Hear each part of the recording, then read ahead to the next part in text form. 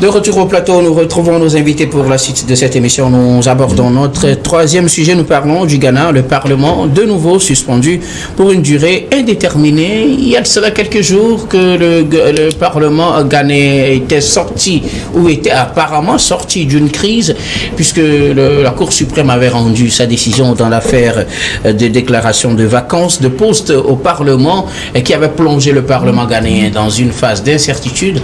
Mais à la reprise des travaux, une nouvelle crise s'ouvre et le Parlement plonge à nouveau dans une période d'incertitude. Le Parlement est à nouveau donc suspendu pour une durée indéterminée du fait que les députés du parti au pouvoir, le NPP, le New Patriotic Party, à la session de cette année, ou à la nouvelle session de ce jeudi, n'étaient pas présents au Parlement. Ils ont brillé par leur absence. Pas possible donc pour les députés de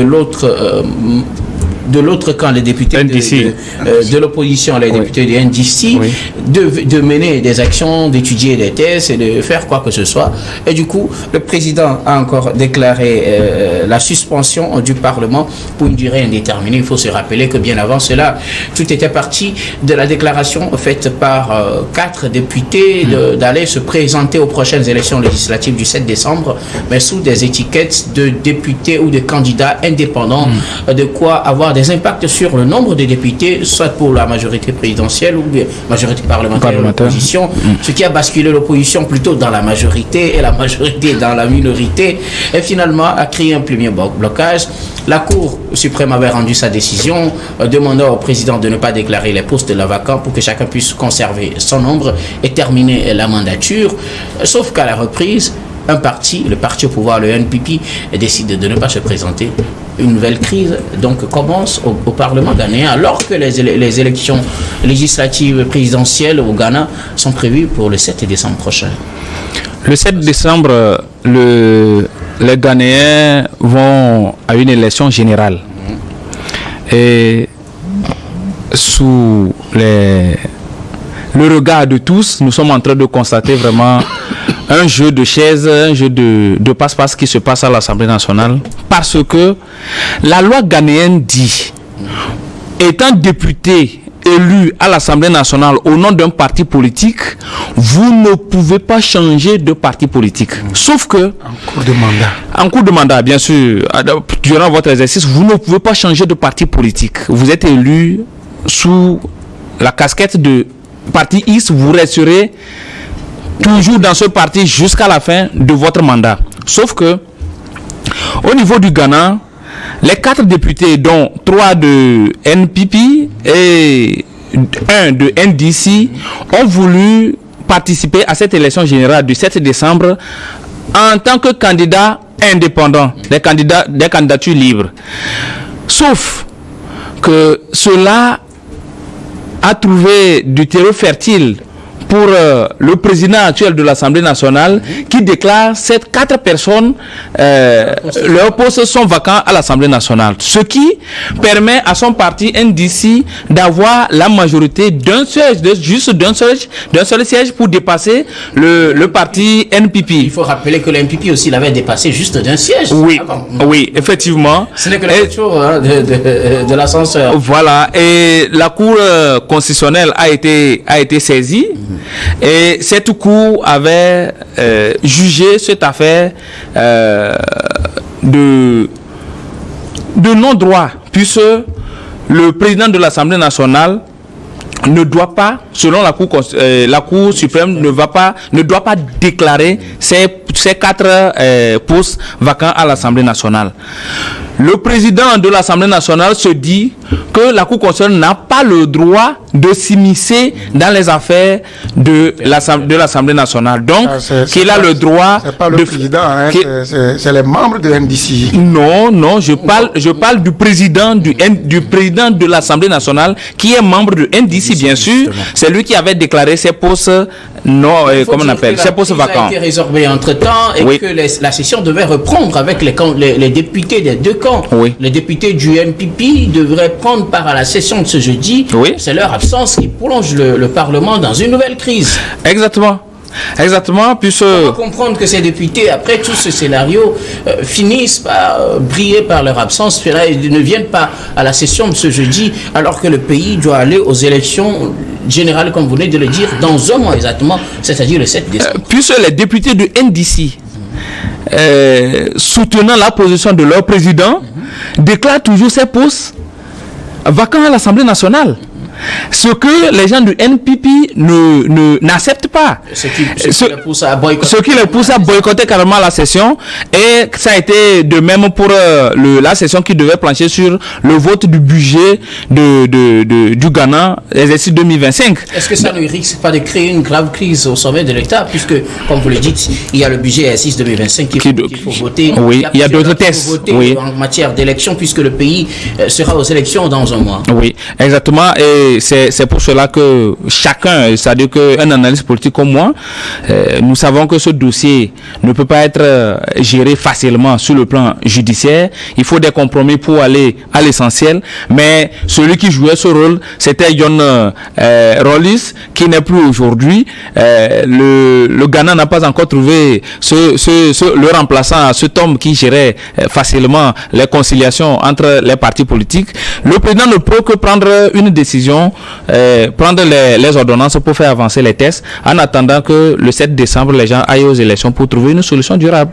Donc c'est la population qui va essayer de les départager désormais à travers les urnes.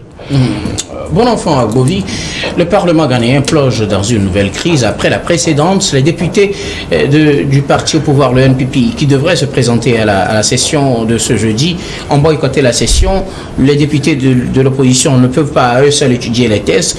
L'Assemblée est à nouveau suspendue pour une période indéterminée, alors qu'on sait que dans un mois, les Ghanéens sont appelés aux urnes pour des élections législatives et présidentielles. Oui, bien sûr. Moi, j'ai eu la chance d'aller au Parlement. Je ne suis pas parlementaire, hein, mais j'ai assisté une fois, etc. Il faut savoir que là-bas, le Parlement ghanéen vibre. C'est-à-dire qu'il y a de cela 3 ans même, il y a des députés qui se sont allés à la main. Et qui a fait que les députés de MPP ont évacué la salle, etc. Donc ce n'est pas anodin ce qui se passe. Maintenant, le problème c'est quoi? Les 4 députés qui ont eu l'intention de se présenter aux élections générales du 7 décembre sous l'étiquette d'indépendant. C'est à partir de que le problème a commencé. C'est à partir de là que le problème a commencé. Maintenant, le président de l'Assemblée, Alba, a dit que la loi ghanéenne a été claire. Maintenant, les gens ne parlent pas de la loi par rapport à laquelle le président de l'Assemblée nationale a déclaré cette vacance. Sauf qu'il y a un problème, d'interprétation. Je dis. Et en fait, il le fait dans une situation de crise. Ceux qui lui demandent de ne pas considérer cette loi, on estime que c'est dans une situation de crise. Si on veut effectivement considérer cette loi, il faut normalement aller à des élections partielles pour pouvoir à ces postes vacants, ce qui logiquement ne pourra pas être fait avant le 7 décembre, alors qu'on a encore des élections législatives le 7 décembre. Ça, c'est un problème d'interprétation. Mieux, il y a un autre souci. Vous allez voir que la Cour suprême avait compris autrement la décision par rapport, la situation par rapport à ce que, c'est-à-dire la décision du président du Parlement. Maintenant, c'est un compromis. C'est-à-dire que la Cour suprême veut aller à un compromis parce qu'on ne peut pas organiser des élections partielles avant les choses. Ou carrément, on repousse, comment l'appelle-t-on, les élections générales. Oui. Mais le Ghana étant encore sur une pente économiquement glissante, le Ghanéen ne peut pas s'aventurer à organiser une élection partielle avant l'élection générale. Tout va partir d'un compromis. Mais aujourd'hui, qu'est-ce que les uns et les autres disent? Puisque le président de l'Assemblée nationale est du bord NDC, les gens disent que sa décision arrange le NDC. Puisque quelque part, ça a permis au NDC de retrouver une majorité à l'Assemblée. Justement, non. Quand on va dépasser l'autre dépasse l'autre. Maintenant, qui dit que le président de la Cour suprême n'est pas de l'autre bord. Ce qui se passe au Ghana, non, ce n'est pas ça. Il n'est pas député, mais il peut prendre une décision. Voilà, il a pris une décision qui avantage. Voilà. Mais il était dans la dynamique d'un compromis. Mais c'est l'absence criarde des députés de MPP le jeudi à la session, qui a encore envenimé. C'est ça qui a amené la présidente à suspendre les autres. Ma question, qu'est-ce qui justifie cette absence quand on sait qu'on est dans une période de crise et qu'on est en train de trouver un semblant de solution à la crise à court? Pourquoi encore avoir boycotté cette session? Mais je dis que NPP a sa manière et sa stratégie d'aller à des choses. Est-ce que c'est pas une manière de plonger le pays dans une grave crise? Même NPP, depuis la session de Nana Akufo-Addo, et son deuxième mandat était émaillé par des trucs comme ça au Ghana. Donc je me dis que c'est sa stratégie. L'élection a été violemment même reprimée, où il y a eu des tirs à balles réelles dans les urnes. C'est une bataille judiciaire. Mais la Cour suprême a voulu mettre la balle à terre. Puisque si la Cour suprême veut aller normalement comme la loi le dit. Maintenant, lorsque le président de l'Assemblée dit que tu ne peux pas te déclarer indépendant lorsque tu es à l'hémicycle sous la houlette d'un parti politique, mais la loi l'a dit, mais seulement que l'interprétation a un problème. Mon enfant répondait clairement à ma question. Est-ce que le Ghana est en train de plonger vers une crise politique très grave? Parce très grave. Un mois des élections régionales. Très grave, et je crois que si ça perdure, on risque de repousser un peu la date des élections. Eric Johnson, nous revenons à vous au Parlement ghanéen. L'institution plonge à nouveau dans une période d'incertitude. Les activités sont suspendues pour une période indéterminée à cause de l'absence constatée des députés de la majorité présidentielle ce jeudi à la session. Oui, vous savez, on a l'habitude de dire ici que quand on vote une loi, il y a la loi, il y a l'esprit de la loi. Oui. Et les politiques, ils utilisent ce qui les arrange toujours. Soit la loi, soit son esprit. Mais c'est l'esprit qui les arrange. Quand c'est la loi qui les arrange, ils utilisent la loi. Sans conteste. En tenant compte toujours des contextes et en faisant surtout des calculs politiciens pour voir qu'est-ce qu'ils vont engranger comme bénéfice dans la loi ou l'esprit de la loi. Les députés, les 4 députés qui ont décidé de se présenter aux élections générales comme candidats indépendants, quand on fait une analyse par rapport à leur position, ils n'ont pas encore changé de parti politique. Pas encore. Pas encore. Mais voilà, le fait de dire nous serons indépendants, on l'explique par le fait qu'ils quittent leur parti d'origine. Et pourtant, ce n'est pas encore officiel. C'est pas encore officiel puisque je ne pense pas qu'il y ait même une lettre qui ait accompagné leur décision. Les intentions. Mais ce sont des propos qu'ils ont tenus et tout de suite on les exploite politiquement pour créer encore cette situation.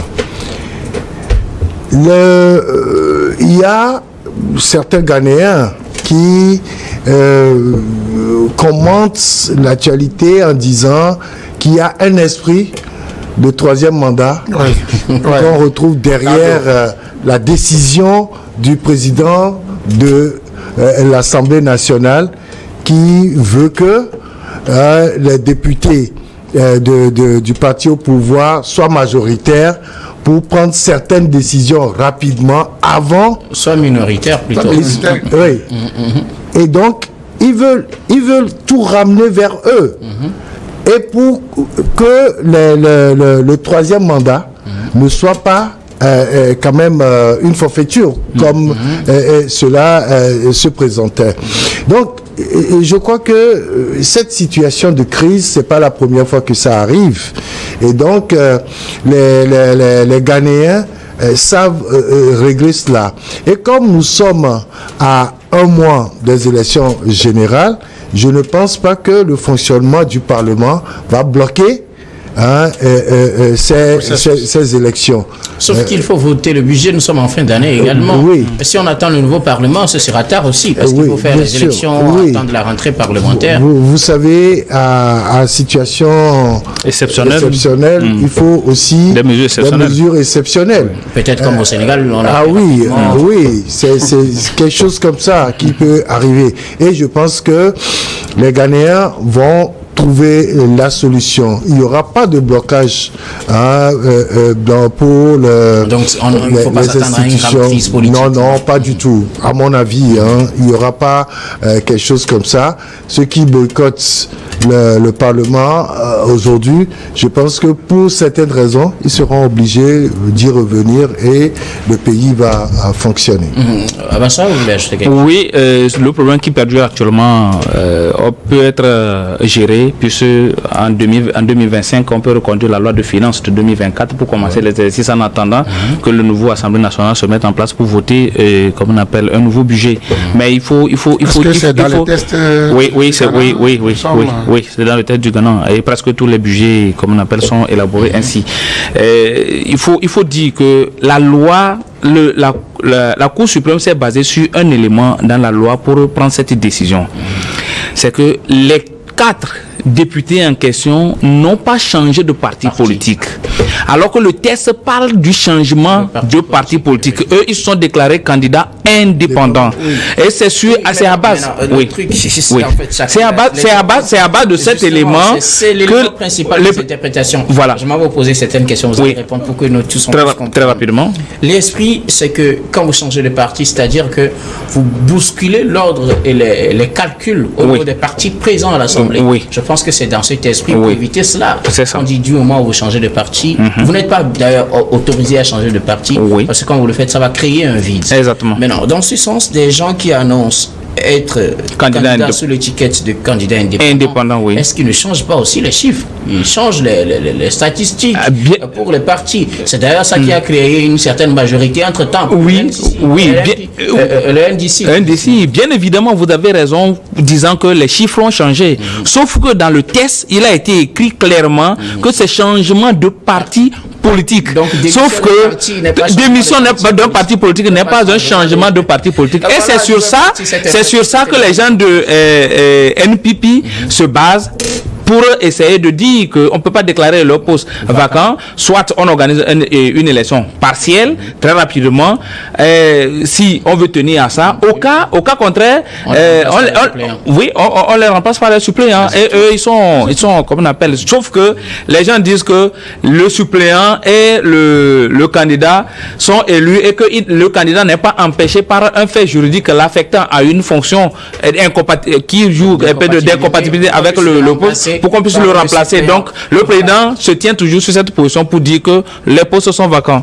En tout cas, quoi qu'il en soit, c'est un problème d'interprétation, mais dont profitent les acteurs pour chacun tirer le drap vers son côté. On attend de voir dans les jours à venir comment cette affaire va se terminer et on espère justement que cette suspension ne sera pas de longue durée et que le Parlement ghanéen va reprendre ses activités pour le bonheur de la population ghanéenne. Nous allons marquer une nouvelle pause, puis on reviendra tout à l'heure pour la suite de cette émission.